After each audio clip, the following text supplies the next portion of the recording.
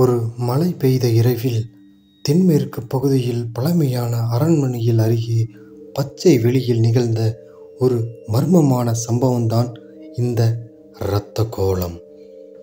அரண்மனையில் பல நூற்றாண்டுகளுக்கு முன்பு கட்டப்பட்டிருந்தது. இப்போது காலஞ்சென்ற மாளிகை போல வெறிச்சோடி போனது.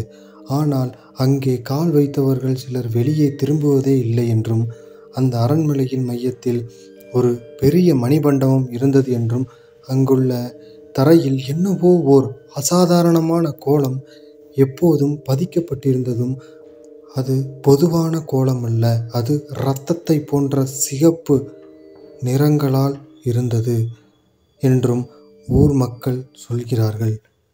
கிராமத்தைச் சேர்ந்த 4 நண்பர்கள் அந்த அரண்மனையின் மர்மத்தை கண்டுபிடிக்க ஆசைப்பட்டனர். அனைவரும் தைரியசாலிகள், அசாதாரண விஷயங்களை ஆராய ஆசைப்படுபவர்கள். அவர்கள் இரவு 10 மணிக்கு அரண்மனைக்கு வந்தனர். மாலையில் தென்றல் மாறி இருளும் மரண அமைதியும் சூழ்ந்திருந்தது. மண்டபத்துக்குள் நுழைந்ததும் மாறி இருக்கும் இரத்த கோலம் அவர்கள் கவனத்தை ஈர்த்தது.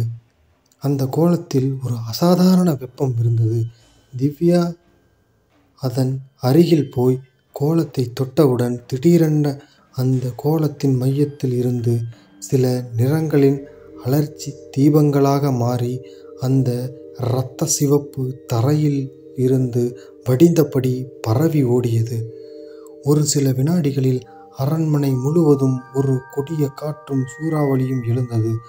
அந்த தருணத்தில் அந்த 4 நண்பர்களும் பீதியடையத் தொடங்கினார்கள். திடீரென கோலத்தின் நடுவில் ஒரு பெண்ணின் சாயல் தோன்றியது. அவள் ஒட்டுமொத்த உடலும் இரத்த துளிகளால் மூடப்பட்டிருந்தது. அவளது கண்கள் வெறியோடு மின்னிக் கொண்டிருந்தது. கருப்பு நிற சாயல் அவளை சுற்றி படர்ந்து கொண்டு இருந்தது. அந்த பேயின் பெயர் சாந்தினி என்று கூறியது. இவள் கதை ஒரு துக்கம் நிறைந்த ஒன்று. பல ஆண்டுகளுக்கு முன்பு அந்த அரண்மனையின் மனைவியாக இருந்தவர் சாந்தினி. அந்த நடந்த கொடூர கொலைகள் காரணமாக மரணித்தாள். அவள் இறந்த இடத்தில் இரத்த கோலம் உருவானது. அது ஒவ்வொரு மாதமும் பூரண பௌர்ணமி இரவில் உயிரோடு இருக்கும். நீங்கள் இதை தொட்டாலே நான் உயிர் பெற்றேன். இப்போது நீங்கள் என்னை கொலை செய்தவனை கொண்டு வரவில்லை என்றால் உங்கள் உயிர் என்னுடையதாகும் என்று பேய் கோபத்துடன் கூறியது. அந்த 4 நண்பரும் நடுங்கிக் கொண்டிருந்தனர். அந்த பேயின் கோபத்தால் தரை ஒடிந்தது. வீட்டின் சுவர்கள் அதிர்ந்து கொண்டிருந்தது. ஆனால் திவ்யா தைரியமாக பேயுடன் பேசினாள். நாங்கள் உங்களுக்கு நீதி கிடைக்க உதவுவோம். நாங்கள் உங்கள் சாவிற்கு காரணமாக இருந்தவரை இங்கு அழைத்து வருகிறோம். அவர்கள் அடுத்த சில நாட்களில் அந்த அரண்மனையை மர்மத்தை ஆராய்ந்து சாந்தினியை கொன்றவரினை இங்கே அழைத்து கொண்டு வந்தார்.